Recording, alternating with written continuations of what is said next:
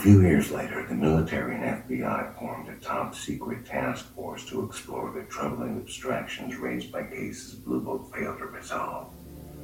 We called it the Blue Rose after a phrase uttered by a woman in one of these cases just before she died, which suggested these answers could not be reached except by an alternate path that traveled ever since.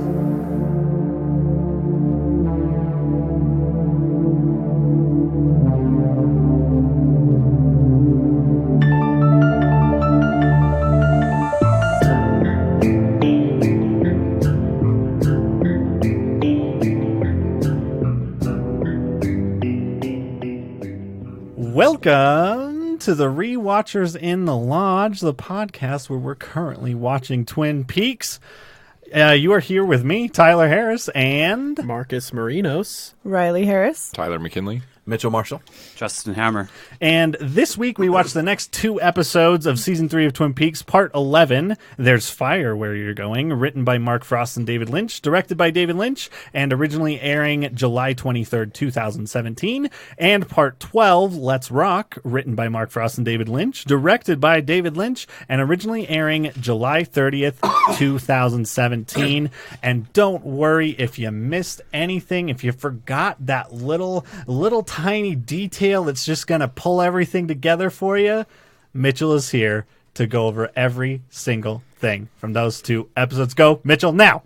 3 young boys play catch. They are not very good at it. They find a woman bleeding in the bushes. Becky, a.k.a. Karen from Mean Girls, a.k.a. Shelley's daughter, screams about needing a car. Mama rushes to the rescue, but Becky takes the car and throws her mother off the hood with no remorse. Shelley asks Carl for a ride. He whistles for a cab, and when it came near, it was just a Volkswagen van with no dice in the mirror. If anything, you could say this van was full of crack, but I thought, nah, forget it. Yo home to the double R.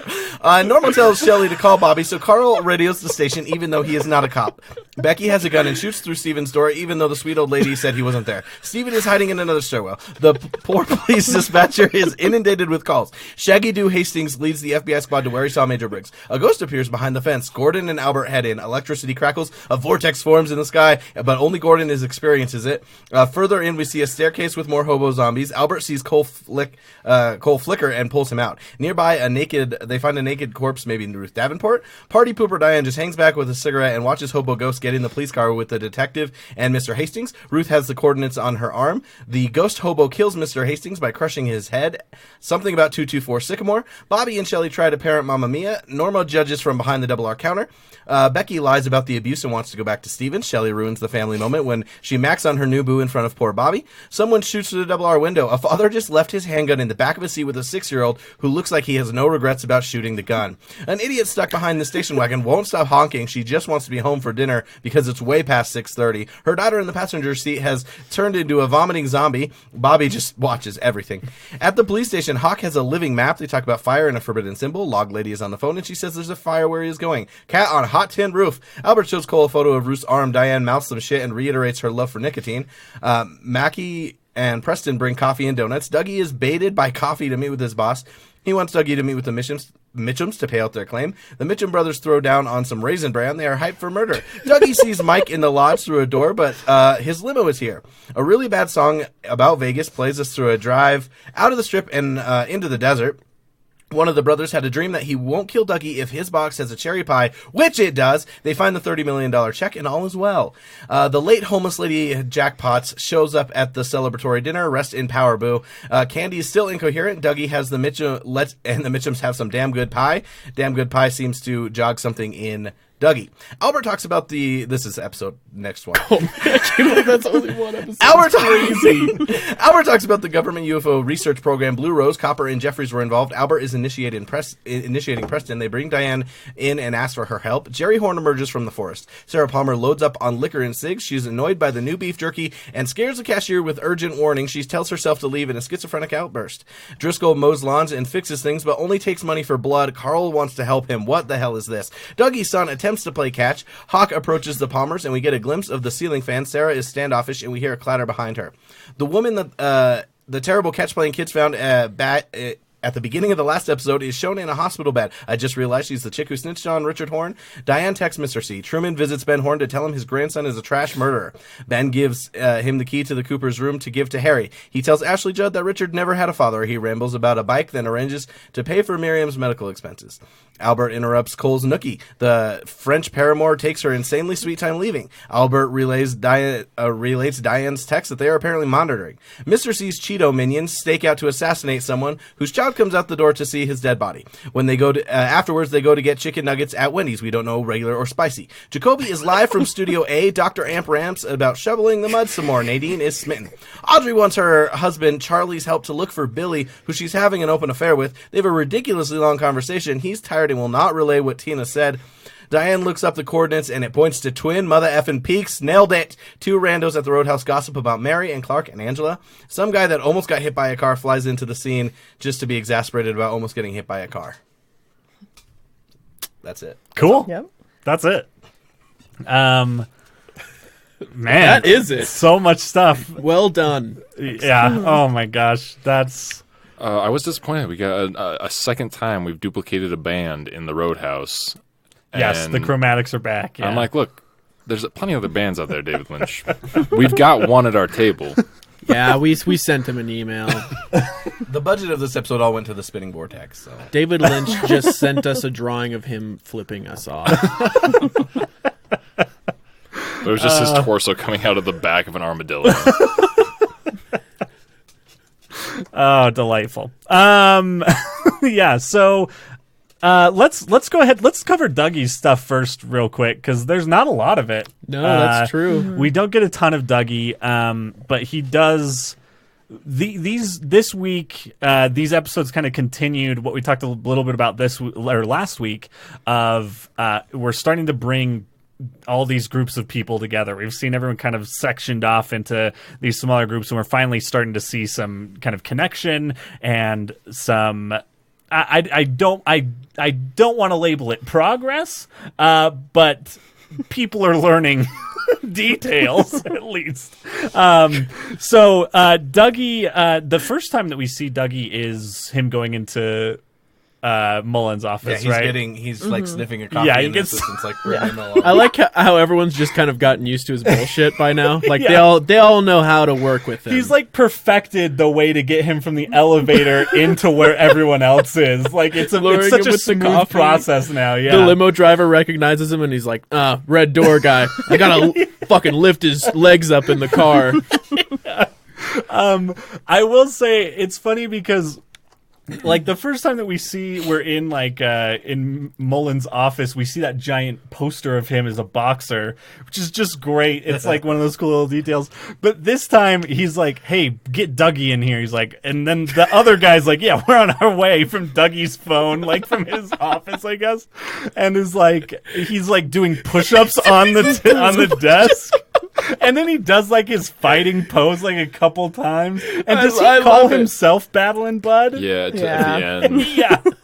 It's either at the end or like, Badland Bud doesn't back down. or like when they're waiting for the limo or something. Yeah, this remember. is something. The thing I love about that is like we haven't seen any of that from him. Like there's no indication from him that he used to be a boxer. It feels like it's just this thing that Dougie has awakened in him again. He's like, fuck yeah, we've just uncovered corruption. He's like, I am back. Like I'm gonna go fight someone. Like it's just I just think it's a really fun character turn. I do have a prediction that he is going to have to punch somebody by the end of this show. Yeah, that's a good prediction. So Hopefully I'm we'll see sorry that. for jumping around, but No, who was go the ahead. guy who got shot in the head? Because at first I thought it was him, that was the warden. The prison warden. Yeah. prison warden. Oh, From okay, Mr. C, got yeah. it. Oh man, that was really fucked up. By the way, Yeah. that was what I incredibly- think one of the darkest things in the show. Yeah. Oh, yeah. and it's so ridiculous because they're just like, "All right, time to go to Wendy's." Yeah. Gosh. Yeah. So much branding. It continues where like they show things to the camera, or they like you could have just said, "Want to go get some burger?" Like they specifically say a brand, which is interesting. To me. and it's like Raisin Bran Crunch brand turned towards the Yeah. camera. Yeah. Yeah, it's weird. It's one of those things where it's like it does feel more real. I think the reason it feels weird is just because of how branding's been handled in media for so long. You know what I mean? But like, it's like, oh yeah, I mean, it makes sense. Like, it's just weird because no one else does it. I don't know. It's bizarre. I mean, like it's only weird because that brings us out of it a little bit because of that. But it's like it's also the other way is also weird when you just have every single person is using the newest Samsung phone, right? And you're like, I only know like 3 people with that thing. Yeah. Exactly. Everyone's folding their phone in half and be like, holy fuck! This guy lives in a trailer. I've only got a half a quart of blood, but check this shit out. I'm never going to lose a Fortnite again. Are you selling your blood for phones? So Dougie, he gets assigned. The Mitchumses have asked to meet with him personally to fucking kill him. It's pretty blatant. Yeah. But like Bud's like, I'm going to give you a $30 million check, which I'm not sure that that's the way $30 million is conveyed from like Bitcoin, a business entity. Yeah. He'd be giving him 6 Bitcoin to put in his fancy Bitcoin wallet in his back pocket.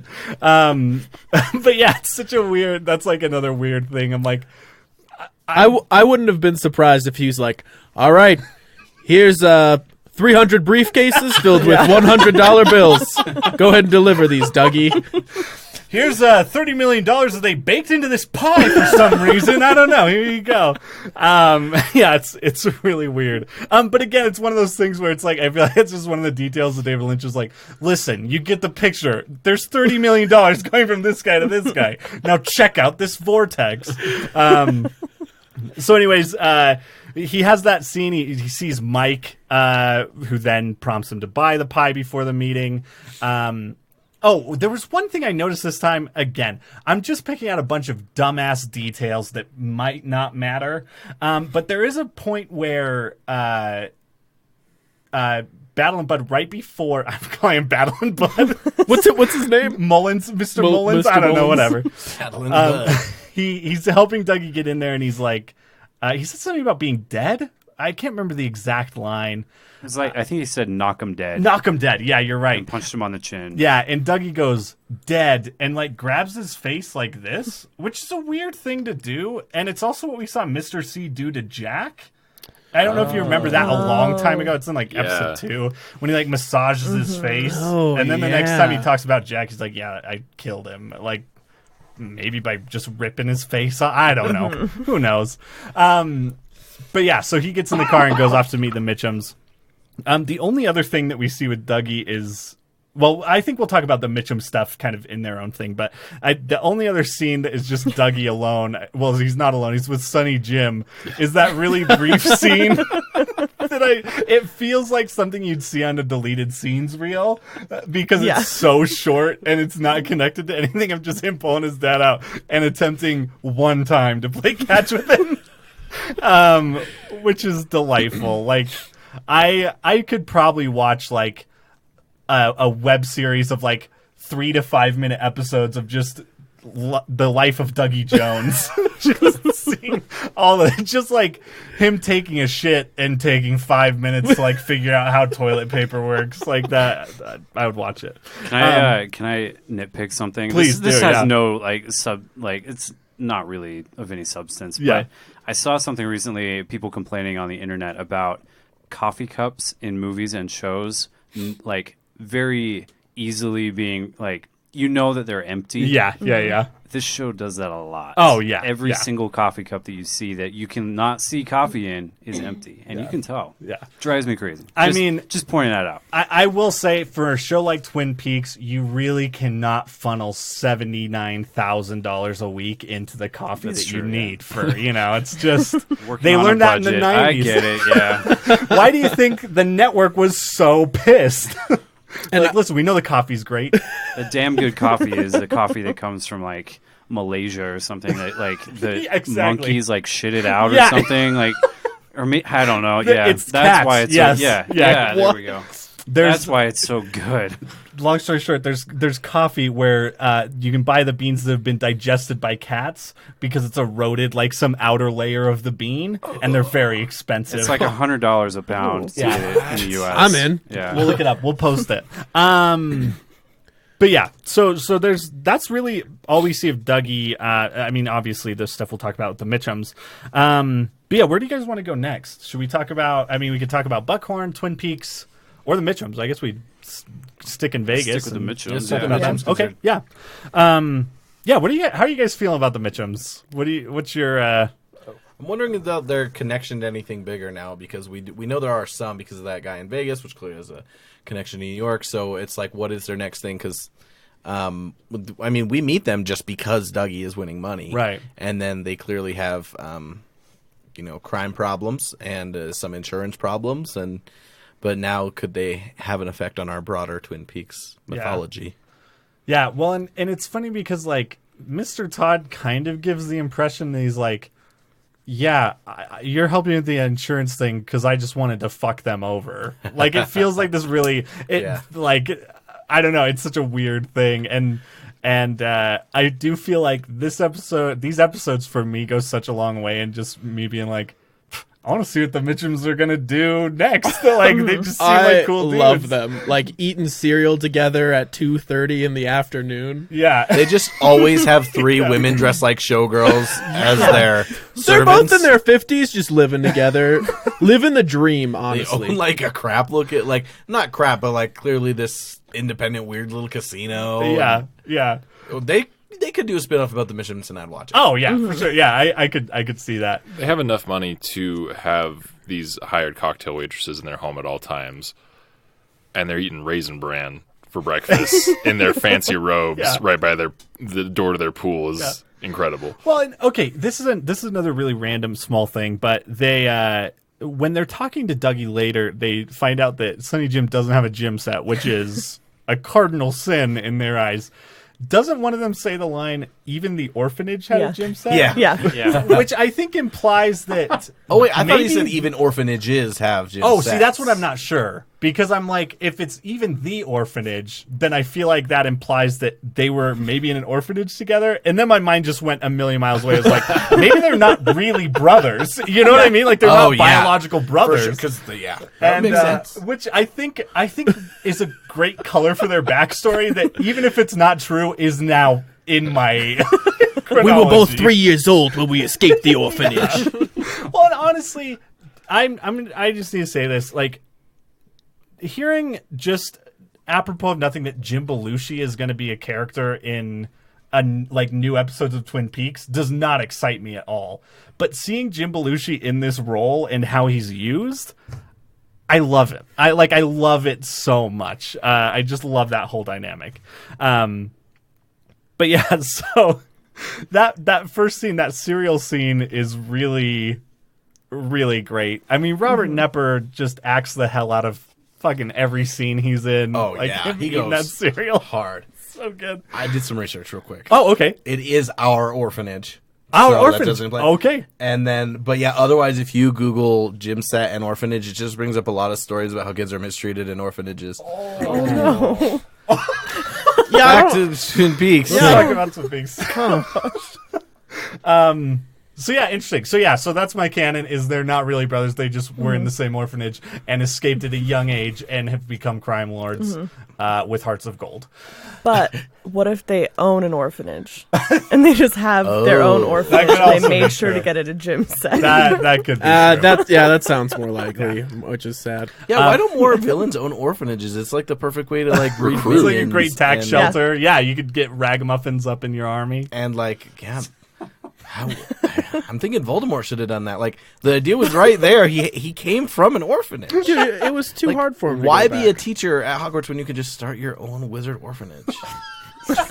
Bring your orphans. I don't know how like a pitch meeting. Oh, like, you know who did that is Count Olaf from the Unfortunate Events series. He just all right.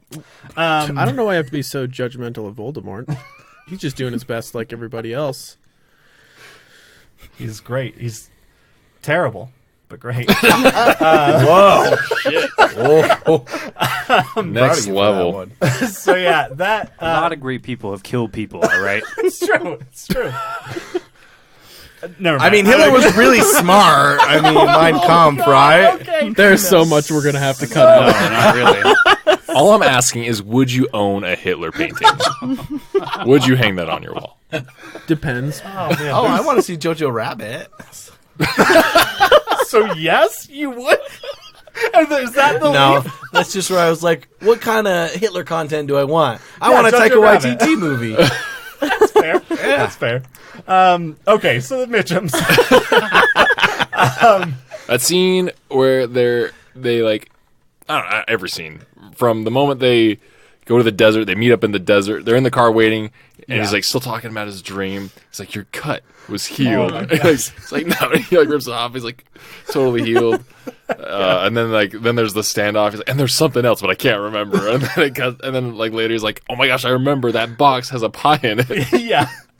I just like the other Mitchum's attitude the whole time. He Yes. like draws his guy. He's like, just open the damn. Very like, I don't know if that was intentional to pay homage to Seven in that scene. It sure Yeah, felt no, like it it. feels like where that it was for in sure. the desert and there's just like something in the box Yeah. and there's like a gun drawn. Made It's like- up. It had a ton of echoes. I didn't even think of that at all. That is hilarious. Well, it's Oh funny. my god. So there's a couple. I feel like there's a couple like really metatextual ways to read several parts of this season in particular. Because we'll talk about one today when we get to Twin Peaks, but the other one is in interviews before the Twin Peaks came out. People were asking like, "What are you watching on TV, David Lynch?" And he was like, "I love Mad Men and Breaking Bad." And like you watch parts of this season, and you're Oh, like, yeah, you can is see that. this David Lynch making Breaking Bad? Like, here's a meeting out in a desert. How many hundreds of times does that happen in Breaking Bad, where it's just two cars pulling up to Right. some meeting in the desert? Landscape shot of one car driving down the Yeah. road in the middle of nowhere. Yeah, for sure. So there's stuff like that. And even like I look at even the stuff like in the insurance building, like in that business, is that Mad Men seen through David Lynch's lens of like what working in an office must be like? Like I don't know, it's really bizarre. But yeah, that whole scene is really great. Jim Belushi's dumb face when he sees that there's a pie in that box, and he just looks over. And says, it's a pie. It's like so pleased with himself. I'm confused. At the restaurant afterwards, are they eating that pie? That's a good question. I do not know. Because I feel like it's a little like you don't bring your own pie. Right, but if you're the Mitchums, yeah. True. it's their own restaurant. right? Yeah. Oh, do they own it? Probably. Probably. I don't know. Who knows? I mean, they own an orphanage. I guess and were born in one. if your office is a restaurant, if you run your mom out of that, yeah, you can bring whatever. Yeah.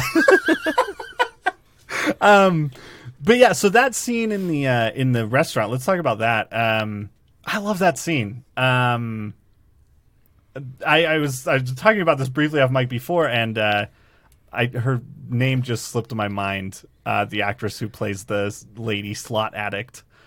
Yep. But One she sec. passed away this week, Right. and Mitchell had sent that article over. Was it Janet? Something. I don't can't know. remember. Someone should look it up. But that scene made me very emotional now just because of that. And she's such a fun Linda Porter. Linda Porter, that's right.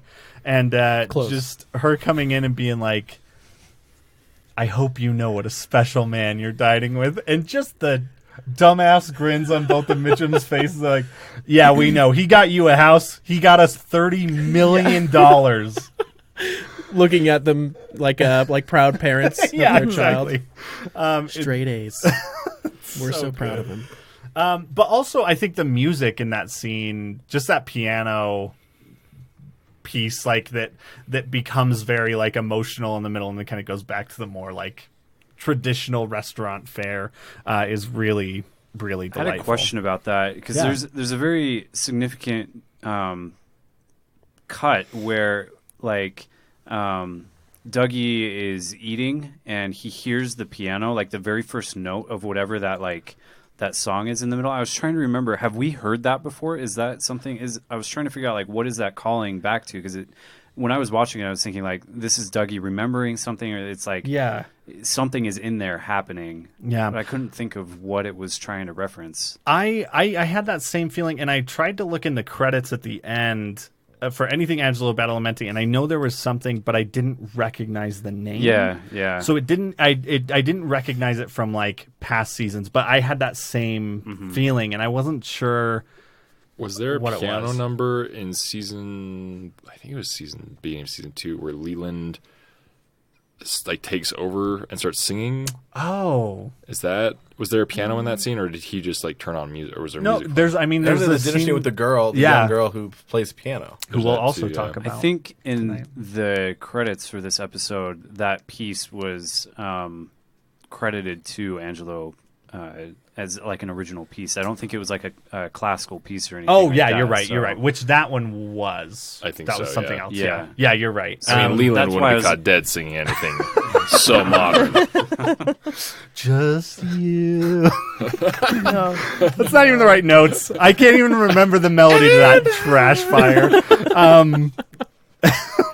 Anyways, but yeah, I had that same feeling, and I'll have to dig into that a little bit Yeah, I this was week. just curious. I 'cause- couldn't figure it out. Yeah, there are a couple important musical cues in these episodes. I feel like that we'll talk about. But yeah, anything else with Dougie? I mean, we did have kind of that moment of you mentioned in the recap of him being like, "Oh, this pie is damn good," or "This is damn good," and just Dougie being like, "Damn good."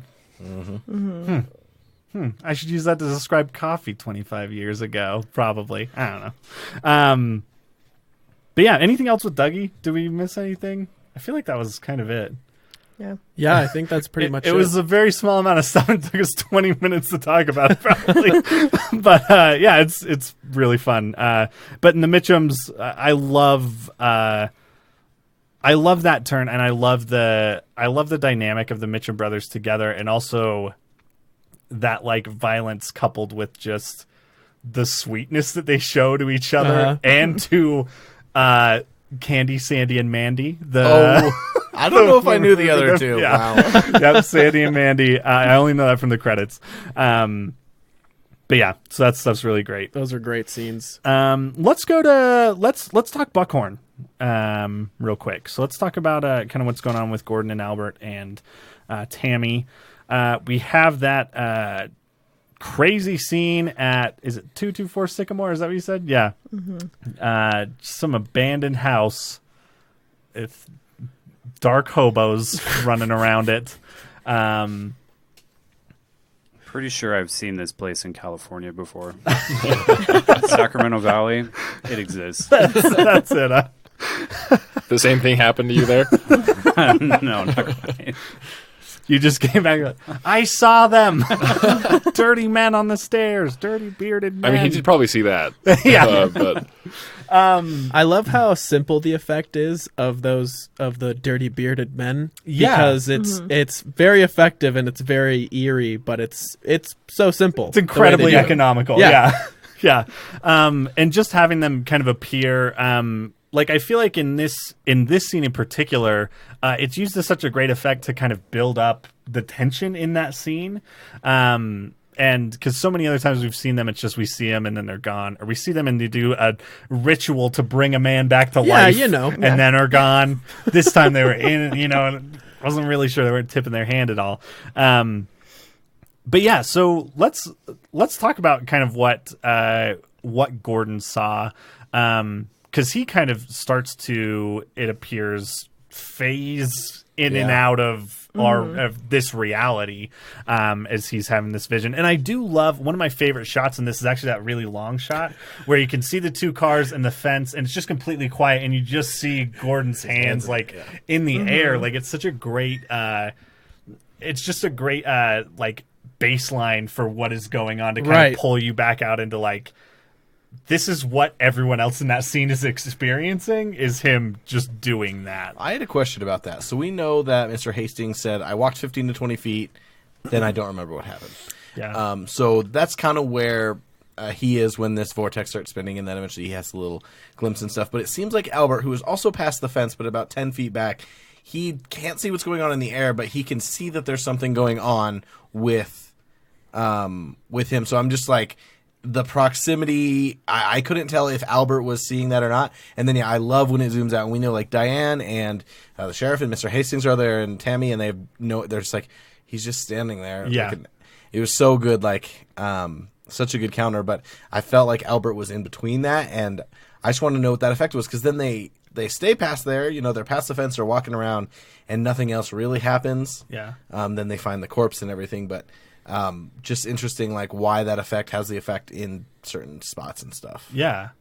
Yeah, well, I feel like I do feel like that's something that has been introduced in Twin Peaks, is the idea of very specific locations. We're looking for these coordinates that lead to Twin Peaks. Who knows where exactly? That's to me is like, okay, where exactly do those coordinates lead? Is it True to the center of Twin Peaks? I don't know. Whatever. Hope it's Laura's bed. Not in a weird way. I just meant like okay, Laura's bedroom. Fine. I made it weird. I'm waiting for this to come full circle. Thanks, Laura. Leland.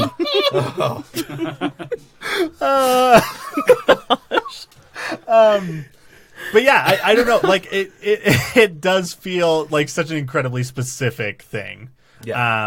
And I don't know. It's one of those things. I don't know how in tune Albert is with that. Like, we get a sense from the first season that Albert is very kind of dismissive of those things. True. And maybe, we kind of get the idea at this point, maybe he has to be because no one else is going to be, and then people disappear. You know what I mean? And he is maybe this person who's kind of holding everyone to the ground and kind of helping to maintain some caution when they go into these situations. But yeah, so I'm not sure if he does see Gordon actually going in and out. I get the feeling he might. But yeah, that's a really interesting sequence. And then to see all those men taking the family photo on the stairs of their orphanage is really weird. I have a question about the stairs. Yeah. Is that when I watched it, I felt like it kind of looked like the stairway in the Palmer's home.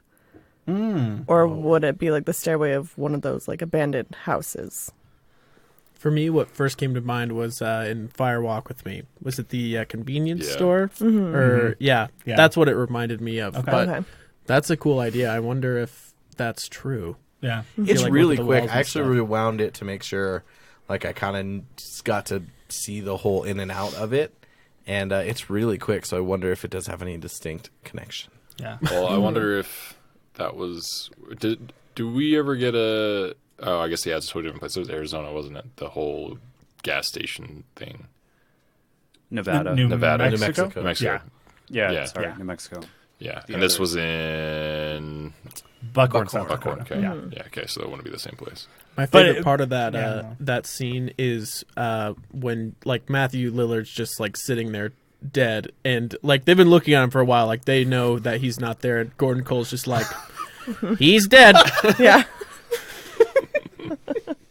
No shit, his head is gone. I'm so glad it cut away there too. That's the end of the sequence. It's as if Gordon Cole believes everyone's eyes work the same way his ears work. He's like, yep, oh yeah, I'm looking right at an exploded head right now, fellas. In these episodes, it was top tier Gordon Cole. Yeah, oh, and yeah. Gordon and Albert interaction. The Yeah. whole scene in. Can we talk about the scene of at Albert or in Gordon's hotel room Oh yes, where yes, it let's talk just about it. starts and he's just telling this ridiculous story to like this beautiful woman in a red dress leaning on his shoulder, and he's like, "There were 50 of us coming down," and.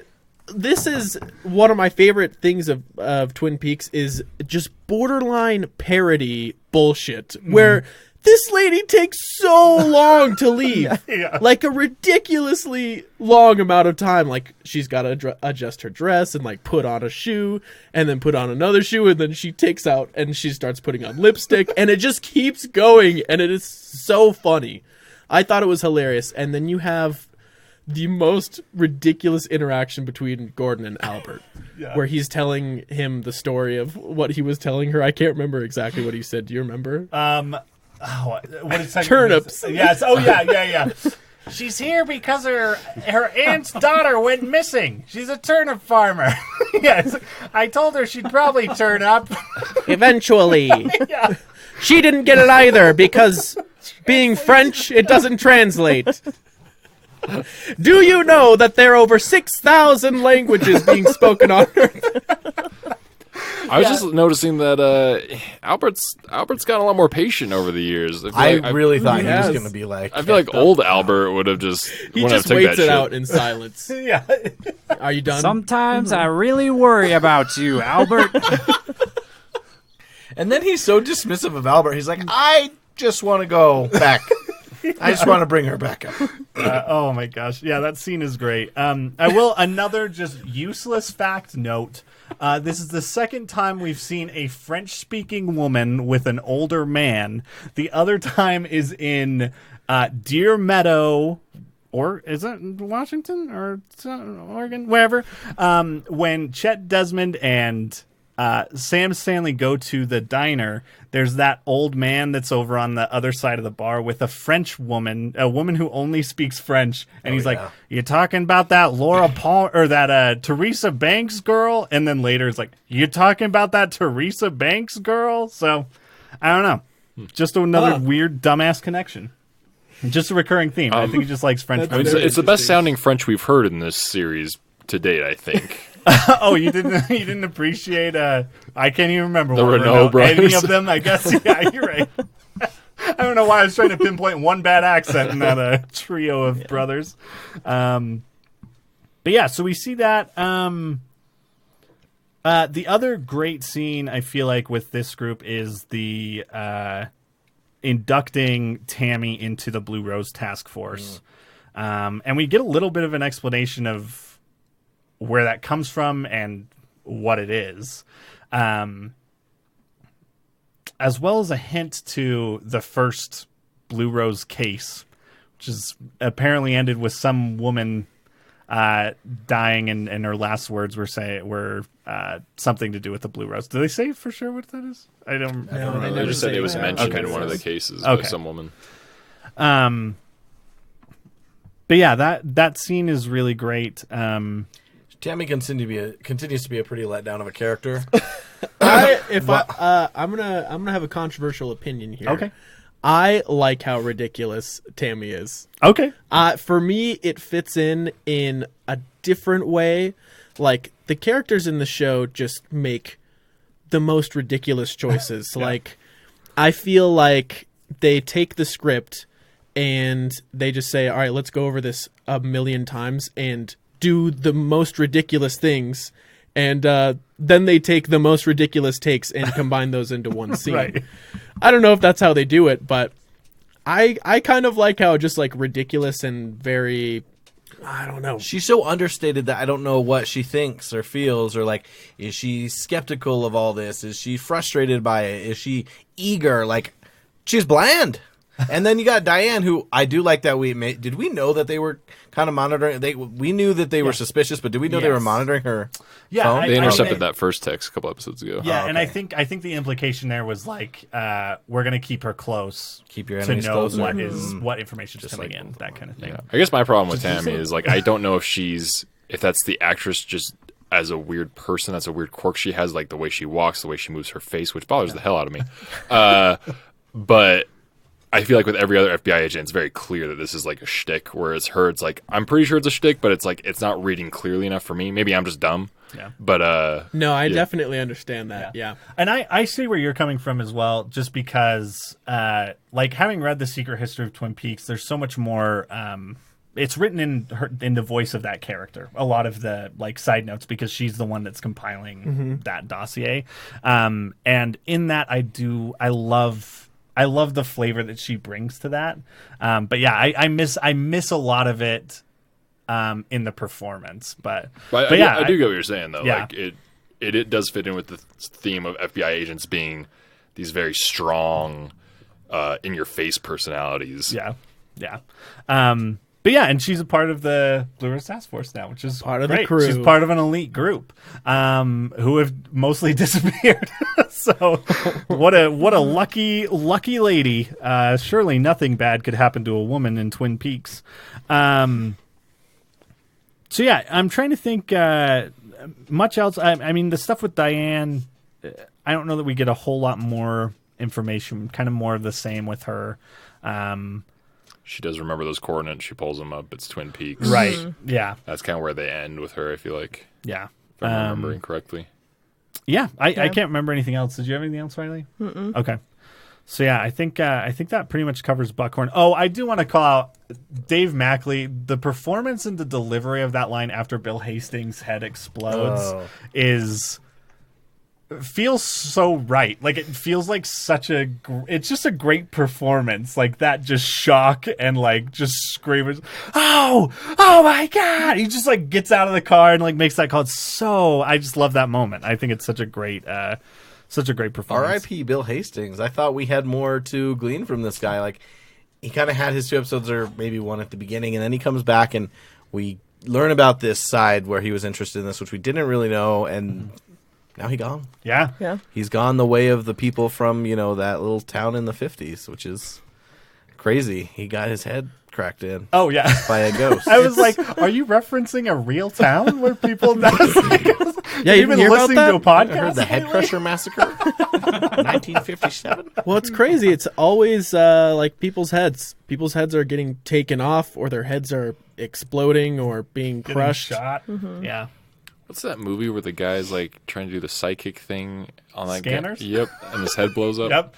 Great scene. Just YouTube Scanners. It will be the first scene that pops up, and watch some heads explode. It is good Cronenberg shit. Oh, is it the first Kingsman where all those heads explode? Yes, it is. Yes, that is good. the first Kingsman.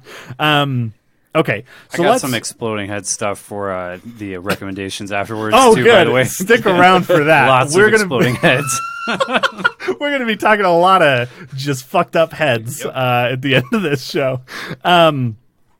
Great. Let's touch on Chantal and Hutch real quick. Speaking of heads getting destroyed, they do find the warden and decide to go the easy route and just shoot the hell out of him, right through his head twice. And then he is promptly discovered by his young son, and they go to get Wendy's. It's a very Django Unchained moment of when they shoot that one guy in front of his son, the farmer. Yeah. No. Yeah. This is what it reminded me of. But yeah, the Wendy's was a nice touch to add to it. Yeah, I feel. God, it really softens the blow a little bit. Well, Hutch is like, man, I really want to torture this guy. I don't know if you want to. Like, I could shoot him in the legs and we could bring him back and torture him. I guess we can just go get food after. That's all right. Well, and I do want to mention too, kind of on the metatextual side of things, there are people who do believe that this is David Lynch's response to Quentin Tarantino's comments about Fire Walk with Me, where he had basically said that David Lynch had disappeared so far up his own ass, whatever, that basically David Lynch created 2 Quentin Tarantino characters. They feel very Tarantino-esque. And they're both in Tarantino movies. They are both, they're both known for roles in those movies. So it's just, again, it's not a thing to like, I think that affects anything, but just kind of a fun what if bullshit thing of like, that's interesting. It'd be a pretty cool way to, refute something. Anyways, what'd you think? Oh, I enjoyed it. I saw they do one where it zoomed in. I just watched the scanner head explosion. Oh. I'll watch it with sound before I go to bed. Before it hits up Wendy's. Welcome to Multitaskers, the podcast where we record conversations while we look at other stuff. I had to know. So that's basically all that happens with that. Did we not see Mr. C at all in these episodes? No, I'm we just didn't. barely That's processing true. that His in my influence mind. was felt. Yeah, his presence is there, though his hair is not. Let's talk about some more Twin Peaks stuff. Let's do it. What did you want to? What are you going to talk about? Very quickly, how long has Jerry Horn just been in the woods? This is my favorite thing that happened in these Just 2 episodes. one clip I love every that. episode of him just like, where the fuck is the guy? It looks like he finally got out, though. It's funny too because this is such a wide shot. Like he's not a super easily discernible character. Like I feel like, but you know exactly what's happening because of like the groundwork that's been laid. And he's like, oh, still doing it. Still just hanging It just on. reminded me of that shot in Monty Python where is it Lancelot that's he's running at the running towards wedding? the gate? Yeah, Oh, yeah, it's yeah. like out of the tree line. That's immediately what I thought of. So good. We could talk about Becky stealing Shelly's car. Yeah. Naughty. Let's do it. You know, you realize when you think back to whose kid she is and how they were like at her age, you're like, that's a bad combo. Those people should not have reproduced. Yeah. That's Because then you get this. You get people flinging their mothers off their cars and shooting through apartment doors. Well, for me, like the theme of both of these episodes, I guess one of the themes was like history just repeats itself. Like you have the character of Becky, and then at the end of, I think, was it episode 12 at the Roadhouse, you have like these two girls talking, and like we've seen all of these stories before. Right, you know what I mean? So it's interesting how those ideas are kind of put into place. Yeah. I think also that's one of the notable things about Twin Peaks as if we want to call it a reboot or a revival, I guess. It definitely doesn't candy coat any of those stories. Like, I feel like at this point you are seeing like, yeah, you know what? Shelley and Bobby had a very toxic relationship, and that didn't change. That relationship just eventually ended, but now there's this kid involved, you know what I mean? And like, she has been raised in this toxic environment and is now in a toxic relationship. And I feel like that's one of the things that I really love about season 3 of Twin Peaks is it doesn't ever fall back on just easy fan service, I don't think. Like, the majority of the stories that we've talked about tonight, and even that we've seen over the course of these episodes, involve characters that either were not in the first 2 seasons of Twin Peaks or were very small characters in the first couple seasons of Twin Peaks, even though people like them, you know, but it's such a fascinating thing. But yeah, even just the way, like, the only fan servicey thing I can think of in the way he's revealed the character so far is Bobby. When he's like walking down the hall and like he turns around. That's the only time I can think it's of where that he hero like, shot, which is like, I mean, yeah, I don't know. I like it. It definitely throws me off a lot of times. Like we'll talk about later, definitely with a character reveal that we've been missing for this whole season. Right. Yeah. It's so unceremonious. It's just cut. very Hello, anticlimactic. and then scene goes. Like Yeah. it's so. It's so also strange. that like they all turned out realistic. Like they were townies, or they never like. Shelley really feels like someone who never got out. Like it seems her world was still so much of Twin Peaks, even though she always had this skepticism. Like that's still like the way she was so girlish around that guy who comes by, which I don't think we've seen him before. No, he's Yes, the that's drug Red, dealer. yeah. Oh, He's the magician. oh my gosh. That's why it Yeah, pisses but- me off so much. Yeah, so legitimately, but like, even if you consider Bobby a success story, which I mean, he's not a bad person and he's a cop, and he might be our character who is most involved in the story from original Twin Peaks outside of Dougie, who Cooper, man, I miss just Cooper, but like, and the sheriff would be, but he changed, you know.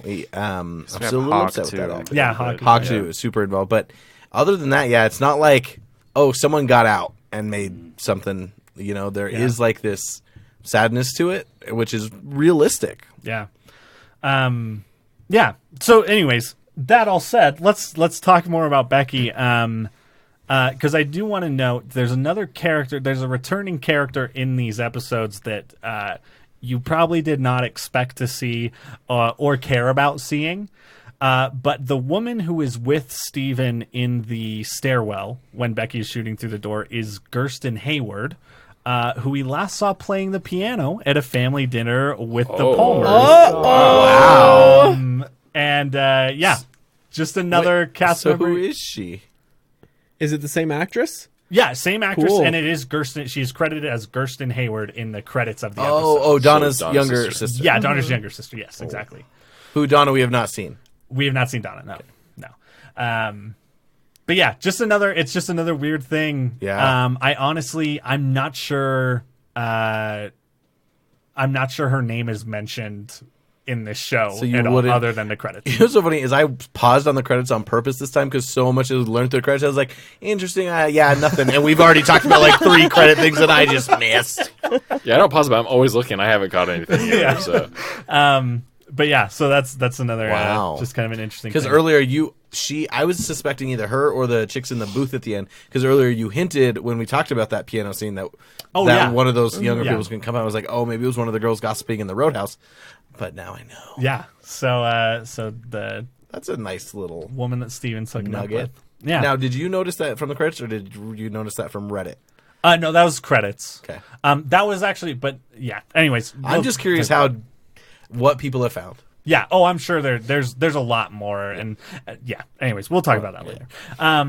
But yeah, so let's talk about I do think the scene with Shelley and Carl Rod is one of my favorites, and like I love that Carl Rod, you mentioned in the intro, one of my favorite moments of this is him blowing on that flute and that VW like van just pulling up.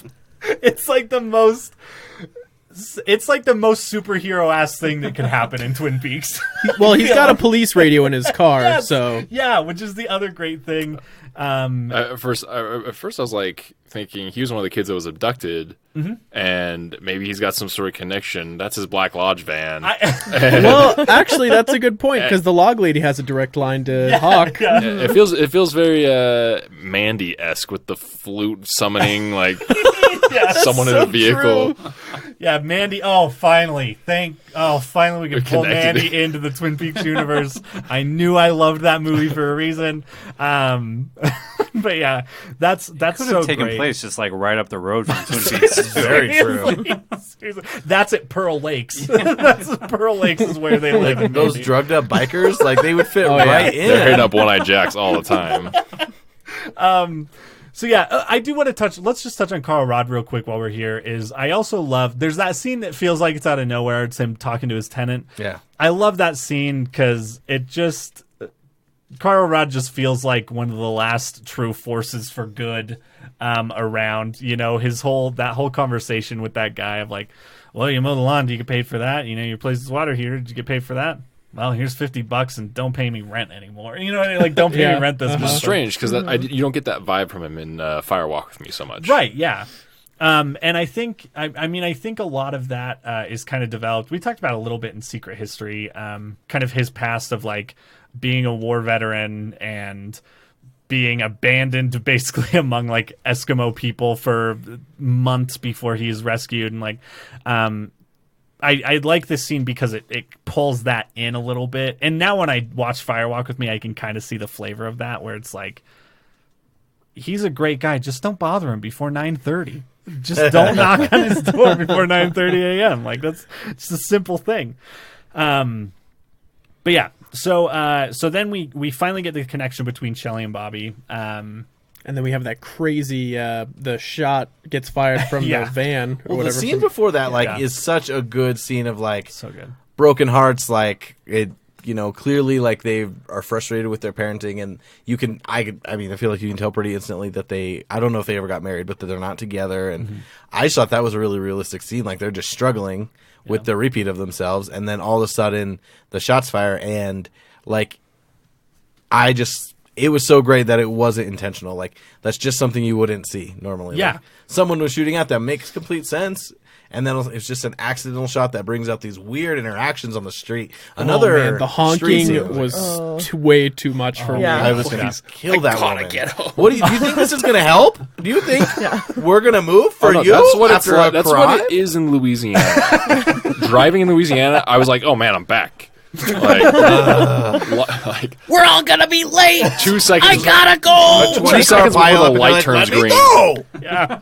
Well, and that's so the tone of that scene prior to that too is when Bobby comes out, it feels so it feels a step removed from reality. Like his reaction to it, it's almost like he is outside of the entire situation and watching. Like it's a weird thing. And the way that kid is just standing there like in all that camo. Yeah, it was weird. Yeah, it feels like such a there's something about the framing of some specific shots within that sequence that feel so important. But I don't know why. Like I can't draw any connection. Like I'm not sure exactly why, but that is framed so deliberately, and I don't know. It's such an odd sequence. And then that woman is just a like 120% David Lynch character, like the woman in the car. Like even her reaction where it's like she's just doing that same scream over and over, and it's almost even matching the honking. Like it's becoming what the honking has left behind as it's quit, is like she's just become the new horn in that scene of Seriously. And then she has the demon child in Yeah. her Yeah. right seat. what the fuck? Yeah, it's such a bizarre scene. It is You guys such think a they Lynch got scene. home before the cousins came around, like, was dinner ready? What is Maybe they had to stop at Wendy's. They had to stop at the hospital. Oh, I need to see the Wendy's scene. yeah, it's another scene where like they also just like drop random information that we're probably never gonna even like. Her uncle is coming to dinner. I'm like, oh, well, in that case, like, yeah, we'll move this whole crime scene. gosh, Something I thought of Yeah. with your comments about this scene with Bobby seeing the going outside after being shot at and everything. We do know, like, Bobby killed somebody as a teenager. And he thought he was killing somebody over drugs, and it ended up not being real drugs. Like, I don't know if this is a callback to maybe him, like, if this is like him remembering something about how he felt when that happened, like that period of his life. Like, I don't know. There's a lot of complicated emotions that could potentially be going through his mind at that moment. And maybe it's not that. Maybe he's just weirded out from seeing Shelley making out with some other guy, and he's still clearly my feelings for her and everything. Maybe it's that, but we do know that he has a history of Well, it is after too. a scene of just his past kind of being brought back up Yeah. in another form. So that is a very good point. yeah, I There- hadn't thought about that. But There's that that's actually sweet great. That is a shot really when cool he idea. gets it's like a one shot rotating where he like grabs the gun and like Yeah. there's a cool movement, and then he like it's really beautifully framed in every Yeah. moment of the movement, and then he like kind of is very urgent about unloading this thing, and like I don't know, that's something I didn't think about, that it would be interesting on a rewatch to think of that going through that character's head. Yeah, I love that read on that scene though. Yeah, that's I didn't even think about it in those terms, but yeah, that's great.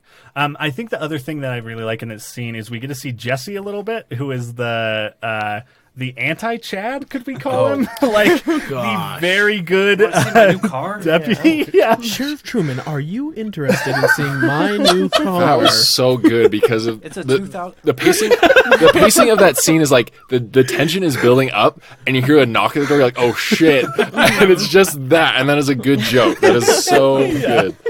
Yeah. He's just like he might be the new Andy. Like that's like they're like, we need a younger Andy. Like Andy's great, but he's getting older. He's got other responsibilities. We need someone else Andying around here. Let's find ourselves a new Andy. You know? He seems scarily inept. Yeah. Oh yeah. Yeah. I mean, and like we see Compared to that- Chad, though, come on, Jesse's amazing. I feel very I'll safe. take a Jesse Yeah. over Chad any day. Chad, Jesse, and Andy show up. Chad to the crime fucking scene. eats in the fucking conference room like an idiot. Ah, what a jerk! Oh yeah, that's his biggest crime. It's not the being Yeah. in cahoots with the kid who's murdering children or anything. It's not tampering with the mail, which is a federal offense. But yeah, that's really great, and that's again, that's just some of those little details in these episodes that really make this feel like a classic Twin Peaks episode. You know what yeah. I mean? Like it really does. Hawk talking about fire, and it's like a modern day electricity. Oh, it's a different kind of fire. that. Yeah, Which That was a cool scene. yeah. was Let's talk about that. Was Let's- showing yeah, some let's of get the into that. symbols, right? Like Yeah. that. Which I don't know if we mentioned this last time, that the symbol that he does talk about with Sheriff Truman, we've seen 3 times at this point now. and that's a new one from So it's from this season. Yeah. the owl cave symbol. It's the symbol But on the ring. the corn was part of it, right? The Yeah. symbol for maize, and there was one more for the fire. Is it fire? That's the other one. Yes. Yeah. and then the black. And is that the fire. diamond part of it? Yeah. Yeah. So the fire is the diamond, and the little leg things are the corn. Yeah. And the corn represented, I can't remember. It's like fertility. Fertility, or- yes. Fertility, Yeah. So Well, and then we also have the one above the mountain that's like the circle with the 2 legs coming off it that we've seen Mr. C had on that playing card that he showed to Darla. Is that her name? Darla? Yeah. He shows her that, and then also it was on the message that Major Briggs left as a symbol above one of the mountains on that. But we haven't yet learned what the symbol on the ring is, right? No. Okay.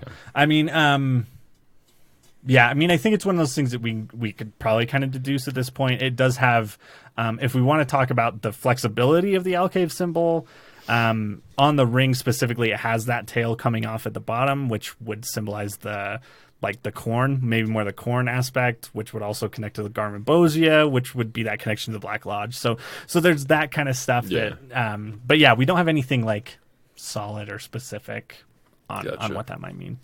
I mean, we'll probably get to this later, but when I said I knew what happens with the lamp in Ben's office, I was wrong. Oh, okay. So my initial read was, because the little thumbnails for the episodes, it shows you in advance, you know? Like you can see the episodes online, which is a stupid design choice, everyone on streaming platforms. I had that same thing when we were watching Game of Thrones. There were times when I was like, pick a different thumbnail. But it was like, it showed like what looked like a skin, but on the back of it was the map that Hawk was showing him. Oh, right. And I thought it was, when I saw like that lamp scene, there's a hanging skin above the lamp. And I was like, oh, the map's on the back of that, and that's what it's trying. So, like, gotcha. I'm glad I don't know now. Yeah. Good. Well, I'm glad you weren't spoiled then at all, yeah. What if that actually is what happened, but they just forgot to put that scene in? They're using thumbnails from scenes that are not in the show. That would be amazing. They should do that. Why aren't they doing that with every show? Just misdirecting it every SpongeBob's turn. in this one. Oh, this is where that I'm a head out meme comes from, is this episode of Game of Thrones I'm about to watch. Child gets hit by car. All right, I'm going to head out. There's that Richard Horn. Okay. Can we talk about Sarah Palmer? Yes, let's talk about her Sarah Palmer. scenes were so incredible. We've only seen her once before, right? Yeah. Towards the And beginning. now Fucking she disturbing gets scene, yeah. some great scenes to work with, because she is an incredible actress. Yeah, she's so good. We had the scene in the grocery store, which I felt like she started to kind of speak nonsense, but you could also kind of follow her train of thought and see kind of what was happening to her. Yeah. That scene is amazing. Yeah. She does such a good job. Well, and the end of that scene gives me chills every time I hear it, specifically when she shifts to third person, when she's like, stop, Sarah, stop it, Sarah. And then she's like, get the keys, get the goddamn key. Like, as she's walking out, like, it is so, I'm like getting chills, like, thinking about it now. Like, it's such a disturbing and weird scene, and again, it's placed in like the most mundane of locations, like just a checkout, at a supermarket. But yeah, She's really great. The scene where Hawk visits her house, right? Yeah, which was crazy because you hear like something scrounging around in there, and Hawk's like, "Oh, who's there?" And she's like, "No, it's no one. It's something in the kitchen or whatever." And you're like, "What the fuck is going on in there?" Yeah. It's I got it. spooky. I got it. Oh, okay. No, we got it. I got it. And it doesn't have to do with cloning facilities at all. Oh, man. Honestly, don't even say it then. Nor does it have anything to do with any of the women in the show being not real. So it's new territory for me. So we go to the house. We see the fan going, right? Oh, we do. She's Yeah, just that's had right. You some see really- it from the outside, and then you get like a real fan. So the is fan swinging. is, So the fan good. is going. She is clearly like having this internal battle. Which who else do we know who had an internal battle in that household? Oh shit! There's a noise in the back as if someone is there, someone else besides her. One of two predictions here: either she is now the new host for Bob, or any of the other beings in the Black Lodge, or that's their new hangout. Like, they're all there. Like, that's the new convenience store. Because they have such a strong connection to that place because of Bob, that they're like, shit, man, let's set up shop. And we get, tons of cigarettes and booze. You think she's buying booze for herself? She's buying it for everyone. I had this vision of that guy with the mask just like rummaging around in her fridge, like, where's a cold brew? You mean to tell me you have no more fucking Garmin Bosia in this house? Yeah, well, that's the thing. I feel like if you're looking for just a never-ending conduit for Garmbosia, Sarah Palmer is probably Yeah. that person, Yeah. No, definitely. based on her life up to this point. Man, Do you but think yeah, she that's a good likes- theory, Tyler. That's a great theory. I like that. Why did the beef jerky set her off? Like, was it just a change? Yeah, that's a good question. Well, so I actually, this time I was wondering too, in looking at the symbol, like the logo for the beef jerky, kind of, I mean, it's a stretch to say, but it's shaped somewhat similarly to what we've seen as that kind of that circular, like that bug symbol with the things coming off it, because it's kind of like this cow head with these two horns like coming off and going down, which looks kind of similar. Even I don't though know it's if that's turkey? it. What the Yeah, I don't know. Like, it also could just be her like clawing to the surface if there is another entity in her. You know what I mean? I don't know. For I think there's me, a lot of, I like, kind of read the scene as like she's with this like young blonde cashier and she's seeing her thinking about daughter, that. Yeah, right? That's a good And read. she kind of alluded to the fact that she felt like she was in her daughter's room talking to her daughter Sarah. And so she sees a wall of beef jerky in her daughter's room and she's like, what the fuck is that doing here? yeah. That's actually a great read. Yeah, I hadn't thought about that. I mean, I've had interactions with some old people who have completely lost it that were very similar to that first segment of that scene. Yeah. Like, and I mean, not so much the second half, but like, I just kind of read it like that. It's just like she's not in a good place mentally and hasn't been for several years, and that's just kind of where she's at now. and like, if she's literally alone, just drinking all the time and watching the fucking most uncensored nature documentary she can find, like, yeah, but that's then that gonna like fuck you up. that heightened like emotional state brings out whatever is in her. Yeah. That's darker. That's how I read it, at least. Yeah, for sure. Yeah, I love both those scenes. The scene with Hawk, especially too, is such a 180 from that, where she is the coolest cucumber on the block. Like the way she answers the door, she is needed so Laura's smug, sunglasses there. Like, yeah, no, it really, it really does. Like it feels like such a put on.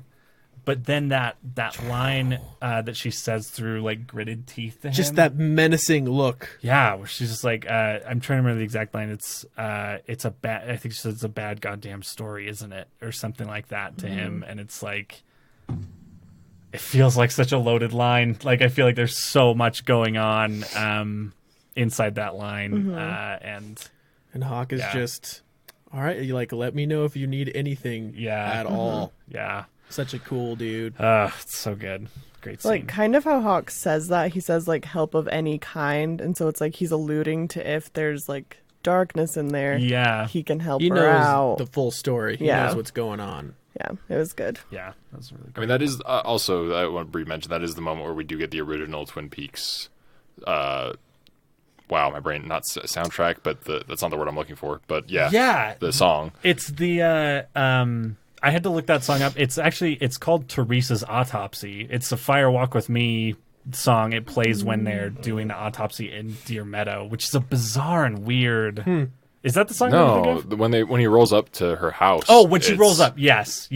And then later, after she's opened the door, there's a snippet of from Fire Walk With Me. There's the song that plays during Teresa. It's got like this weird reversed stuff in it, like that. Oh, I didn't never that- connect that. Yeah. Yeah, so that is from Fire Walk With Me, which is interesting. It's one of those things where it's like, I don't know how much to take. I mean, obviously there's going to be some music recycled, but that's not necessarily a song I would think of as incredibly iconic, but I did pick it out as something I recognize. I don't know. I think it's so interesting, like how things are recycled in the show, Yeah. and it's a lot with music. But we saw, I think it's the exact same Dr. Amp footage that we've seen from before. It feels exactly the same to me, It's the same Could be, yeah. lines for the most of it. Yeah.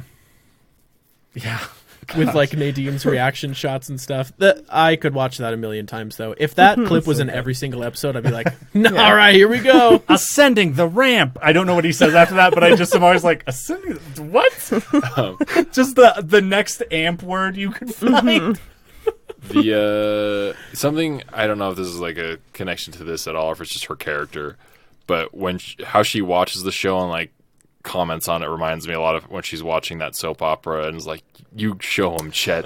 Yeah. You show everyone." Totally same energy for sure. Oh, yeah. I didn't even think about that. You show him, Chet. You show them all. Fucking Nadine. Oh yeah, no. I also had another window like preview image spoil something for me with her. I mean, it wasn't like okay. it wasn't super revealing, but I'm like, well, shit. Now I know. At some point, she's doing this with that. Yeah. Oh man, She's Good digging stuff. herself out of shit with Yeah. the gold shovel, right? Is that what It you was saw? literally the same pool of shit. and Dr. also Amp was Jerry in. Horn's in there. So I saving think I'm everyone. high. He just has one bare foot like sticking out, trying to have her grab onto it to save her. Don't bring the foot with you. It's not mine. Yeah. Is there anything else other than there's kind of the big character we want to talk about? Is there anything else in Twin Peaks? I feel like maybe the only thing we have left is Oh, we had or really brief, but the boys playing catch. Oh, yeah, let's talk and about this. I can't remember her name. Miriam. Miriam. Comes crawling out bloody, which is very reminiscent and purposeful, seemingly, from what you told us about David Lynch's past. Yeah. Where there was an experience where he was playing in the front yard and a woman covered in blood who was attacked came out of the woods. Oh wow! Have we talked about this on the No, podcast? I don't. Okay. I don't So we remember talked about this in talking one of the this. first episodes. Yeah. So yeah, I'll very quickly. Basically, when David Lynch was, I think, 10 years old, he was playing in his front yard, and a woman that was bloody and naked came out of the woods near their home, and. I don't know if there are any details as to what that was, but that has been an image that has stuck with him, and I think has become kind of a thematic hub for a lot of his work. It seems like That I would mean, make a lot of sense. It seems like it has had an effect on his work and would, Yeah. I think, especially at such a young age. That is a very traumatic experience. Yeah, but yeah, he tells a story of having to run into his house and get his dad, and anyways, helping this woman. Wow. But yeah, so that is literally like ripped from his childhood. Kind of that whole idea of that scene with those kids, which some funky editing going on in that scene as well. Yes. With the throwing of the ball and stuff. I felt like there were lots of cuts in between. It was like there was a kid that wasn't there that all of a sudden was there. Right. Yeah. I don't know if that was intentional or not to go along with the weird theme of all the other double images we're seeing Yeah. and stuff. I Yeah, honestly it's really think the kids just couldn't fucking catch. So they're like, "All right, we gotta cut it so it looks like he's catching the ball, but he kept fucking dropping it, idiot." Yeah, that's I'll they're look not it up. great at it. That's- I'll say not a lot of great examples of catch in these Yeah, episodes. that's In true. fact, two very bad examples of catch. Did he have a bad experience with playing catch with his dad growing up? I don't know. I'll call him and see. He threw a ball to his dad. He didn't catch it, and then he left. Yeah. They went into the woods and took that selfie that they made a statue of. Those are all the things I know about David Lynch's dad. So, but yeah, so they find Miriam, who is alive somehow. It looked like her eye was missing, which really creeped me out. I don't know if it is I though. didn't- notice I thought that too. Where do you think it is? Interesting. Maybe just a lot of blood. Yeah. That's probably likely, but we have had missing eyes Yeah, as a thing. So, Or what's his face took her eye because he needs it ritual. for a spell. The eye of a The witness. king and I. I have the eye. Now I must find the king. He's trying to impress his boss. I think this is what he's talking about. you want to eat brains? I brought you an eye. But because Miriam's back, we have that scene where Sheriff Truman is talking to Ben about his grandson. Oh yeah, yeah. Oh, that's actually a really good one because he kind of knows he's trash, and it's like, yeah. yeah, he killed that. I kid. think Ben has he's actually changed. He's actually a good guy now. I feel from the scenes we've got from him, it seems like he was talking about Harry with more fondness, and Yeah. even for though sure. like his grandson's a dick, like he seems like he's turned a new leaf. Yeah. I feel like the show is going to do two turns. One of them is with him. He's been bad the whole time. It's going to make you feel bad for thinking he was a good guy. No, I'm gonna And be then- like, fuck you, nice. Old Ben's back. And then number two. Time to take on the Korean War. Oh no! Of all the wars you could pick. Underrepresented in pop culture. That's all I'm saying. The other one is Diane. Diane's going to turn out to be good the whole time, and you're going to feel bad for thinking she was bad. Okay. Interesting. Yeah, I like that prediction. Anyway, sorry, I I don't interrupted. think No, I'll feel it's bad. great. She's definitely got some rough edges. So yeah, he gives we see the journey of that key tag that began in episode 2, Yeah. part 2 Yeah. of this show, getting back to Twin Peaks, and now is in the hands of the sheriff of Twin Peaks himself. I think that key is the key to unlocking Cooper, by the way. Okay. Get him back in that room. Yeah, I think that's how we get Cooper back. Okay, yeah, I like that prediction. Yeah, anything else with that scene? I mean, I think that's just a great scene. Yeah. For that character, and that actor does a great job. He tells that story of his dad buying him that bike when he was younger, and a lot of these episodes we've kind of talked about is a lot of it's just ruminating on the past as well. Yeah. Representing those cycles, but also individuals revisiting or having their past visit them. It's really, really interesting. So yeah, let's talk about Audrey Horne. Hodge Podge is back. Uh, She survived the fire. The bomb? The bank. Yes, Was it a bomb? it is a bomb. Yeah, yep. And she is seemingly a trash child. And also she is in a sham of a marriage. I'm gonna say something, and I don't want this to be offensive or anything, but that dude looks like a Muppet. And he moves just the way he kind of like moves his arms and stuff. I was like, you look like you could be animatronic. Can we just say for the I'm record, so glad it wasn't me or Mitchell this time. not Mitchell, because that is a first. Like for me, honestly, like the way he was grabbing stuff. Have you not seen this actor before? No. I can't like spit off the top of my head what he's Yeah, in, but I I've get you. seen him in other stuff. He's always small roles, but Yeah. okay, well, that was shit. That wasn't intentional. What a run No, of seriously. roles. That's like- He like legitimately like smaller, shorter roles. Supporting roles, Yes, I agree. supporting roles. Thank you. That. I wouldn't be able to say what his character is. That really wasn't intentional. Oh my a gosh. train wreck of a segment. I loved his character. Yeah, no. That scene was so I'm not the great. one to call him a fucking Muppet. Okay, let's say 5 good things about that performance right now. No, but I think here's another fucking David Lynch ass scene. They I just loved talk it. like Oh, we. great. Yeah.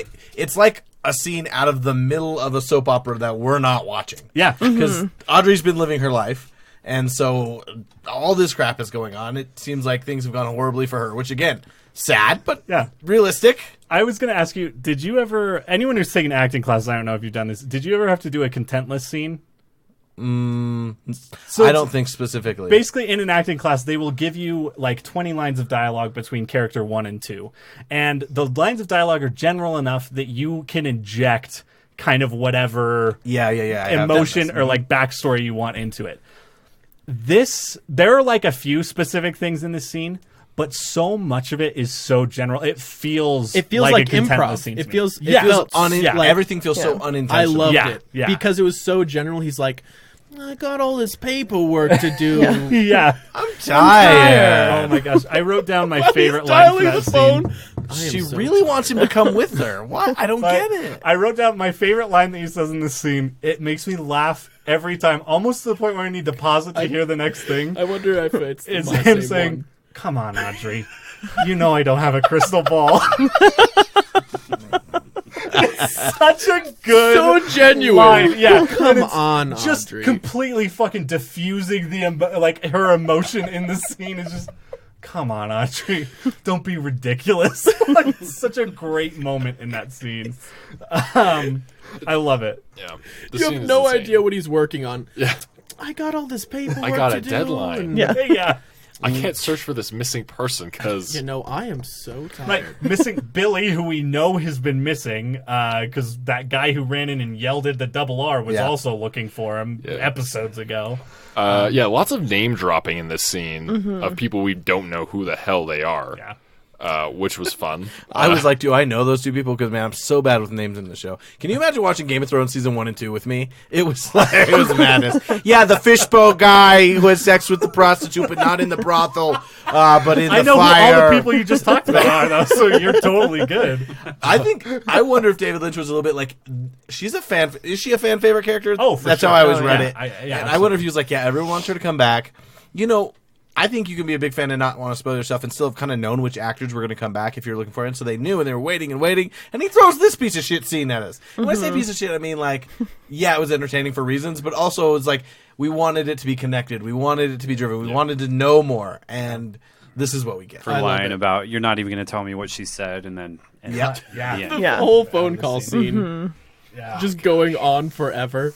Yeah, She Love puts it. on the So jacket bizarre. and she's like, well, it's just, it makes no sense. Yeah. I told you we were going to go. Where are we going to go? The Roadhouse. She's been missing for 2 days. You think she's going to be at the Roadhouse? I don't know. Those were the funniest Ask scenes Gene. for me. I Oh, it was thoroughly so enjoyed the funny. comedy of this scene. Like the amount they name drop almost feels like a comedy bit in Yeah. itself because it's like, oh yeah, Chuck called. He said whatever the T word name was. I don't know what her name was, but yeah, there's just so much in this scene that's just all over the place and just so. I mean, dragged down that David Lynch style, but like it works so well with his comedy, and this is so like, oh, man. Yeah. I will say, without this doesn't spoil anything. So Mark Frost in the final dossier covers a lot of Audrey Horne.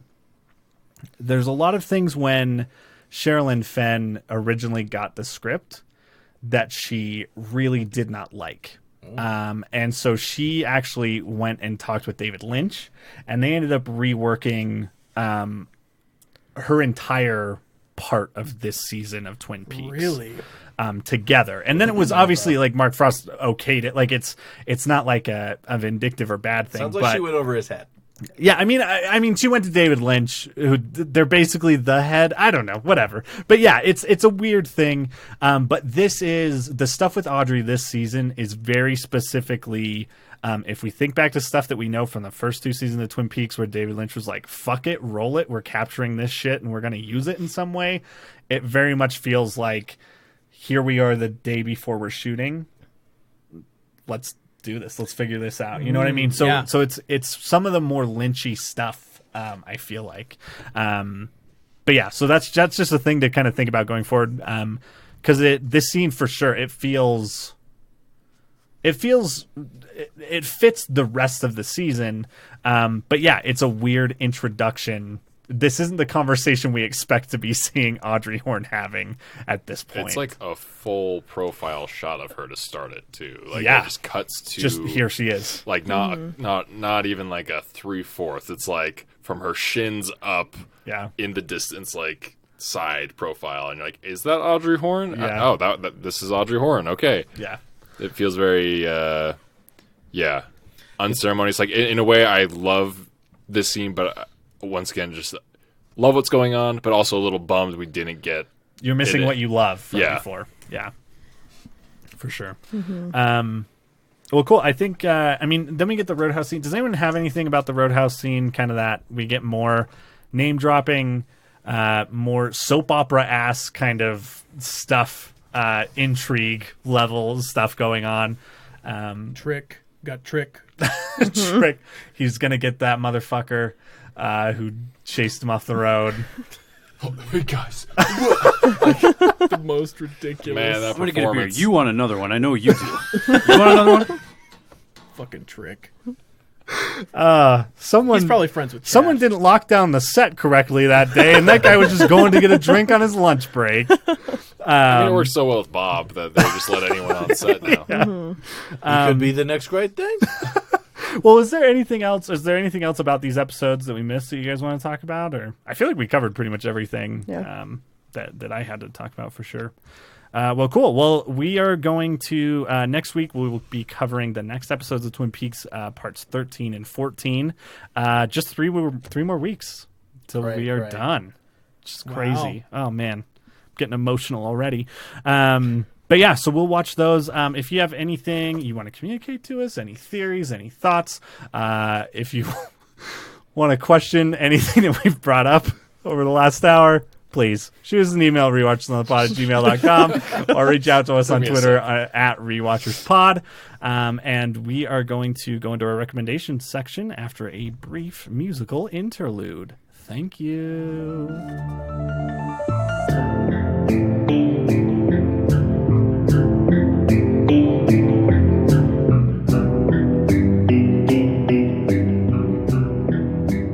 Welcome to the recommendations section of Rewatchers in the Lodge, where we talk about the other stuff we're watching that isn't Twin Peaks. Mitchell, Subpar stuff. Subpar, yeah, sub Twin Peaks, which means it's not optimal. I would say suboptimal media. That's our production company name. Oh shit! We just solved the problem. Look at us. Suboptimal is actually a big thing for the Men in Blazers, who are super famous. Man. They cover soccer, but we might be able to take it. We could steal it from them. It's not the name of their production. Call the Right, Mitchum yeah. brothers. We could be the Mitch and friends. Damn. Okay. Never mind. All right. Mitchell, what did you have for us for recommendations? Yeah. So I saw a good bit of stuff this week. I saw Downton. If you like Downton, go see Downton. Okay. Like everyone's shocked it made money. I'm like, do you not know how popular that shit was? Yeah. Super fun stuff. And then I saw Hustlers, and it really is just like, oh yeah, like Jenny from the Bach is a freaking huge movie star. She's really talented. She's like vivid on the screen. The only weaknesses of that movie were because they tried to adapt it insanely faithfully to the article. And I would say I wanted a little bit more out of the lead. What's her name? Constance Wu. Who, again, I enjoy her in her sitcom. I enjoyed Crazy Rich Asians, so I'm not out on Constance Wu. And she did a fine job, but she couldn't match what J-Lo was doing. And like, say what you want about J-Lo. You might not like her music or like she does, all her other stuff, but she's just freakishly talented in a lot of areas. And she's campaigning like hell for an Oscar right now. And I don't think she'll win it because I think there's a couple of other actresses who are lining up as well who will just be ahead of her. But like, I'm really interested in the campaigning side of the Oscars this year, which is dirty and I hate it. But I'm also intrigued by like how people will sell themselves for it. And she's in on it. But the movie is good. Like, it is like a little bit of a heist, but it never gets too high stakes, and you kind of can see it getting dilapidated before it comes. So it's a really unique story. There's only strippers like the first 40 minutes, really, and Lizzo's in it. So, Love Lizzo. naked, which, body empowerment, like Lizzo's Body my anthem. So, positivity, yeah, man. I'm into it. Anyway. There's not much of Lizzo I haven't seen just by scrolling through Spotify already. Yeah. So. She shows it all just in Yeah. the covers. And then, I'm gonna go see Friends in theaters this week, which I don't know of any time they've done that. Oh, like that's it's right. for the anniversary. They're gonna show 4 episodes, What each like episodes 22 are they minutes showing? long.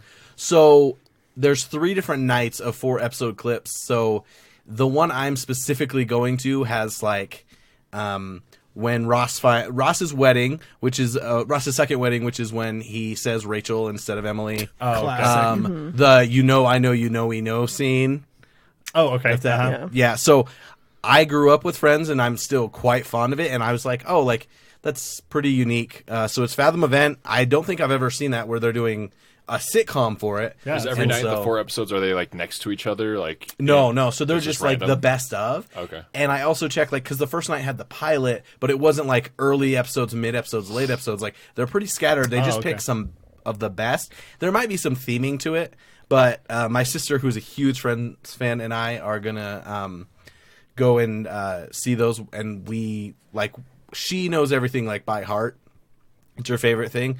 So yeah, sometimes whenever I see those events, one, they're overpriced. Like Fathom gets to add like $2 to $4 onto things. I'm like skeptical, but it's like it might be fun to see something like that in a theater. So Yeah, I'm excited to hear That's my what pop that culture experience stuff is going like, on. for sure. It'll be fun. Yeah, I want to see what kind of people are there. the theaters are very full. We looked it up, and I was surprised because the theater that we looked at 2 theaters, and the one we're end up going to another one, but the one is usually just a dead empty theater is full. So I'm like, maybe because there's only crazy. like Yeah. Who knew 2 an event showings like of that each would one, attract that so many people are people? like, I've got to go see Friends in a theater. Cool. Because like I've never done a rewatch, like other than like Well, Some like it older was movie meant is to like- be watched, right, in a theater. That's right. That's actually what fascinates me about it. Is Yeah. it's like it's taking it. You can watch it the way it's meant to be watched, pretty much on Netflix Yeah, right yeah, now, yeah. right? Which is so it's interesting to be going that other I way. bet the directors of Friends are like, you want to watch that on a phone? Sure. Okay. I don't know if you know this. They Oh, actually, you mean our mortal enemies? Under iPod Color. They actually shot Friends on like 35 millimeter, and it's Yeah. going to be widescreen. Well, and they did Lots of different 7.1, angles. and so like those laughs are going to be coming from all sides. God. You're gonna get to see all of Joey's brothers' parts, which were cut out from the original show because it's always on the framed in that right eighth. But they did show up in the spin-off Joey. Right. They actually didn't. It's about him and his sister. Gosh. Great. Well, that's cool. Tyler, what did you have for us? Mine's kind of weird. I didn't get around to watching Akira this week. I failed. Oh, okay. So we're So I will. putting a hold on the Kurosawa trilogy Yes. till next week. Okay. Mine's kind of weird. I had a really weird experience today. So I texted you last night because my wife and I were talking about Frightened Rabbit, and sadly, like the singer of Frightened Rabbit had committed suicide last year, and how listening to his discography, it's very you can like hear it in throughout all of it. So that got me thinking of other sad music. And I know I had yet to take the plunge and listen to the Mount Eerie album, man. A Crow Looked at Me. Oh man, And I went through this like 2 years ago, I think, like shortly after it released, and man, I was listening to that, and we gotta talk sometime because I got some sad music for you too, dude, If you wanna, yeah. so I went into work rough. for some overtime today because Sundays are great because no one's there and I can just actually get some fucking work done.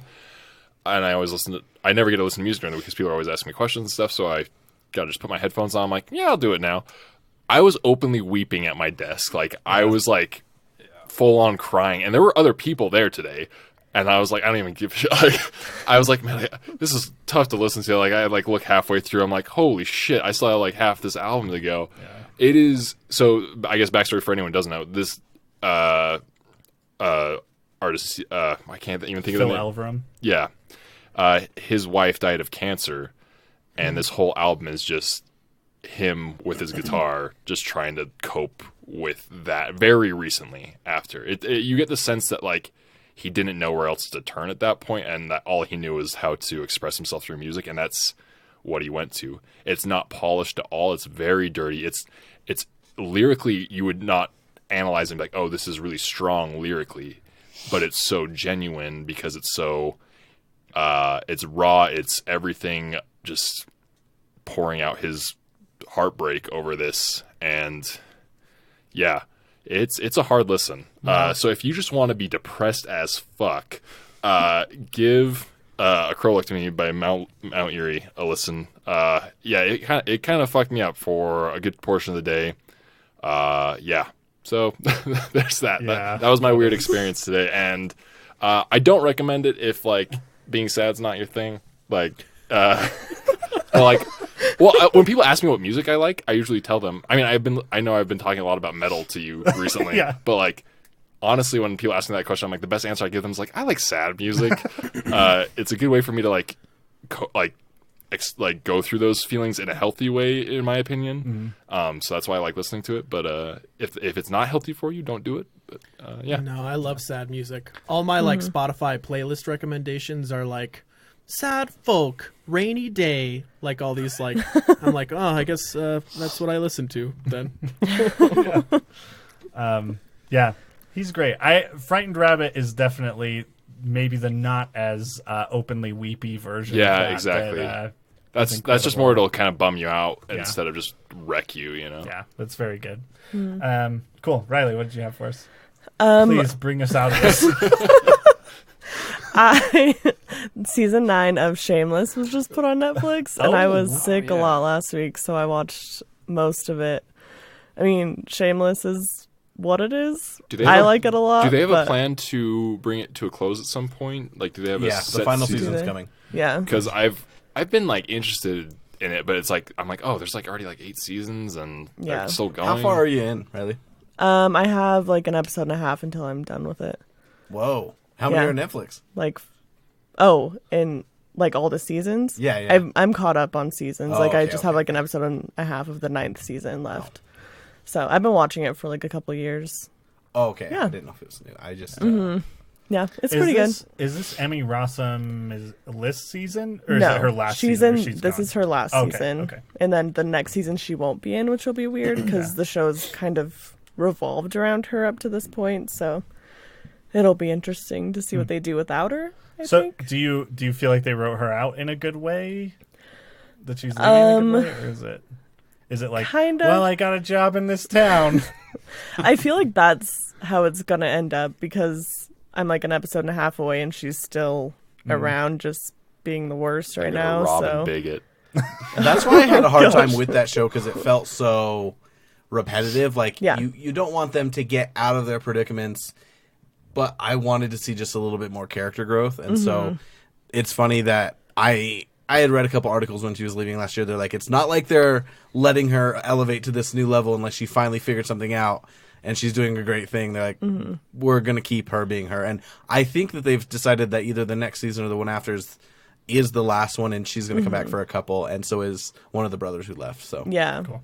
yeah. So It's a fun interesting. show. Yeah, it's fun to watch. There's a lot of Joan crazy Cusack stuff. is actually really funny in the first Oh, she's season. great. Oh, I didn't even know she was in it. Yeah, she's Yeah, really good in it. I've always loved William H. Macy, and that's been like the thing that's always kind of drawn me to that, and I just have never. Yeah. Maybe I'll like him more. Like, he's such a degenerate in that show. Like, Yeah, I like can't look at him anymore after watching it. I'm like, oh, he's gross. I just always think of him in Fargo. Same. As like Yeah. just what a. I mean, he's a trash in that too, but what a delightful piece of trash. But he often like plays that dad or that weird, like, even in Jurassic Park 3.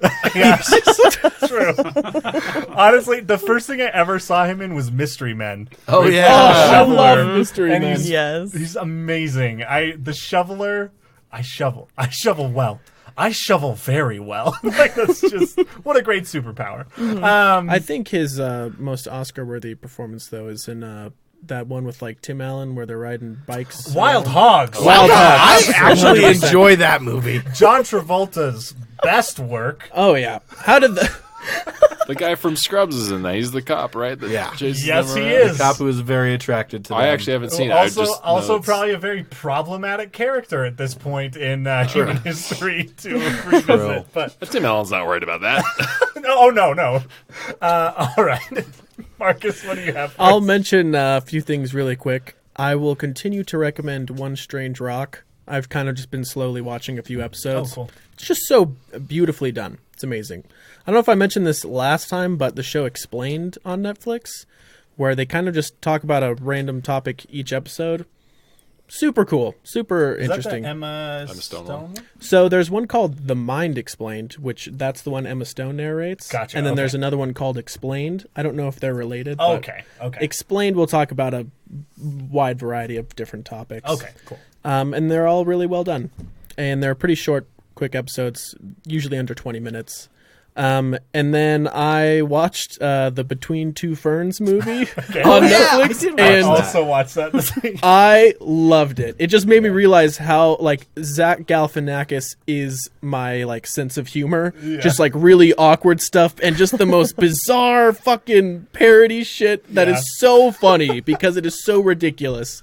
You have characters doing the most ridiculous things, like the most ridiculous voices, and just crazy stuff happening. I thought it was hilarious. Yeah, I love Lauren Lapkus is in that movie. She's Carol, I think, his like assistant with Yeah. the glasses. Yes. She's been like, I've loved her for a while because of her characters special that's on Netflix, and then she does a podcast now with Scott Aukerman, who directed Between And- Two Ferns, and wrote it. and Paul F. Tompkins.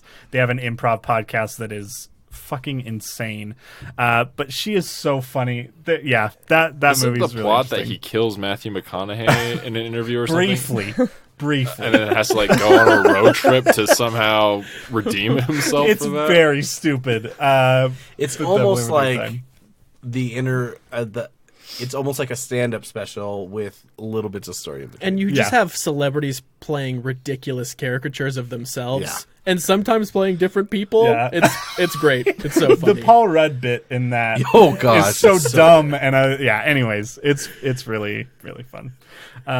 Cool. Anything else? No, that's Okay. it. Cool. So the first thing I'm gonna I'm going to recommend this. I went and saw Ad Astra in IMAX this week, and it is an incredibly gorgeous movie. And also, I feel like 2 drafts ago, the script was like exactly what I would have wanted it to be, which is a giant, weird, transcendental space epic. Not a huge fan of the plot. I'm a fan of Act 2 of Ad Astra in a big way. I very much like it. But I think it comes out a little cliched at the end, which smacks a little bit of production interference, but also I don't know, like this feels like James Gray's kind of passion project, so it could be the story he wants to tell. I have a really good interview you should listen to with James Gray about okay, because I think he hints at some of that. Like, interesting. Just some it definitely is a passion project, but because it was like a Brad Pitt vehicle, I don't think they let him go where he got to go with some of his other stuff. Okay, yeah, send that to me. What I wanna else listen has to that. he done? Most recently, Lost City of Z. Was that his Yeah. last Which thing? is really good. I still haven't seen that. I'm gonna watch it soon. Really strongly recommend it. It got me back on the train for both of those actors who are not otherwise like that exciting to me. But I'm curious. I had something fairly significant, I feel like, spoiled for me. Okay. And then I know that there's a couple elements I know are going to frustrate me, but I think it's worth my time. But it's really interesting to hear that because that's it's very slow, which I like about it. It's very beautiful. It feels to me something like, I don't know, when I think of space epics, this might be heresy, but it's like I really love 2001 and I really love Interstellar. Aside from the ending, that's the only thing about Interstellar I don't like. But I'm like one of 4 Americans who's never seen Interstellar. Oh wow, you haven't seen it? Yeah, it's good. Anyways, it's really grand. There's like some absolutely beautiful technical elements to Ad Astra, and Brad Pitt gives a very like different performance than you saw in like Once Upon a Time in Hollywood. And it's fine. It's Brad Pitt. I feel like Brad Pitt's kind of good at that stuff and he knows where to fit himself in. But yeah, it's got some interesting ideas that it doesn't quite flesh out, but honestly, if you can see it in IMAX and go on a Tuesday, because I went on a Tuesday in the afternoon when no one was there and saw it for $5, it's definitely worth it. So the other thing I'm going to recommend is kind of a roundabout recommendation, but last night I went and saw Ghost in concert, who we talked about briefly last week. So mad I couldn't go. A satanic metal band, who I guess I didn't attend a concert. I attended a ritual. And it was absolutely delightful. I was laughing louder than I've ever laughed at a concert, just out of the sheer joy of what I was witnessing. And I don't go to a lot of big concerts like this, and the theatrical elements of it are just mind-blowing. It is such a great show, and it's just a bunch of characters. It's Aquabats for adults. Like, that's all I could think is, like, if 13-year-old me knew that theatrical rock was going to be this big, I would have been very stoked. But kind of the recommendation I want to make there is not necessarily specifically for Ghost, but the last few years I've gone out of my way to try to get into things that do not appeal to me. And I have done that successfully with 3 things, I will say right now. Like doom and black metal I have gotten into in a weird way. Not in a way that I like love it and I'm seeing everything about it, but I really appreciate it and I really enjoy doom and black metal now. Professional wrestling I have gotten into as a 26-year-old man, and I absolutely love just the absolute bullshit. These are actually tied very closely. The theatricality of any like doom or black metal band and professional wrestling, they're not that far apart. It's just pointing that energy in a different direction. And also, I've gotten into some animes over the last 3 years, like really into anime and stuff. But it's just been, I think it's just a great way to, it's good to exercise the muscles in you, that that can help you have joy. Like that's a thing that you can practice. And Yes. and I feel like there's some really great things out there that you've probably missed out on because you just dismissed. And that's fine. Like there's still stuff I've dismissed that I will never get into. But specifically some of that stuff, just kind of allowing yourself and opening yourself up to that stuff. It's really freeing, and you also get to go to a satanic ritual, probably, if it's coming to a town near you. So that's fun. Justin, do you have any recommendations for us this week? Yeah, more heads exploding. Oh, yes! Right. Oh, which is saved going to be best the for name last. of our doom metal band. More heads exploding? Or that could be suboptimal, more heads exploding. Suboptimal heads exploding. Oh my gosh. We might need to cut this out so someone doesn't steal it before we get it. Oh, Trademark. trust me, I've already got the LLC registered. Go ahead, Justin. Suboptimal heads explode. That actually works pretty well with. It is a recommendation. Okay, good. So I watched the 2018 Suspiria last night. Oh, cool. Okay. And it's a good show. So you had not, and I just want to clarify, you had not seen original Suspiria. Yes, Okay. that's correct. I have not seen that. Is like on my watch list now because after I finished Suspiria last night, I was like, I wonder what people thought about this, and so I was looking up like critics and like writing about it, and it was not well received by critics. No. Like people, they did not like it, and like the majority of the reviews were like, this is not 1977 Suspiria, like, and they're just like, it felt like it was all of the reviews were framed completely within the original film, which Bad that's fucking criticism, I'll say it.